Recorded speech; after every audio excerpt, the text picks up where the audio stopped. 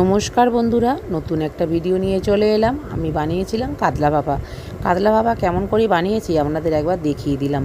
নিয়েছিলাম পরিমাণ মতো টক দই, নিয়েছি পেঁয়াজ বাটা আর লঙ্কার গুঁড়ো, আর নিয়েছি আমার যে কটা পরিমাণে মাছের দরকার মাছ, আর নিয়েছি হলুদ গুঁড়ো, দিয়েছিলাম ধনে জিরে গুঁড়ো, একটু পরিমাণ মতো চিনি আর নুন।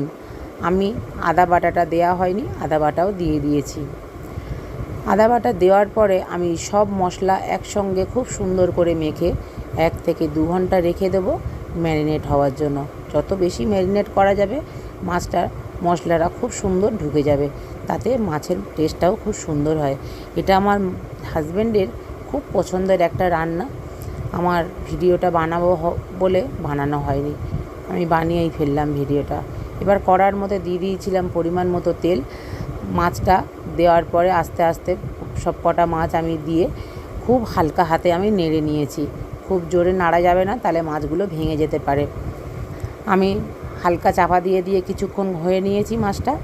আপনারা টমেটো দিতে পারেন, না দিতে পারেন, দিলে একটু টকটক ভাব হয়ে যায়।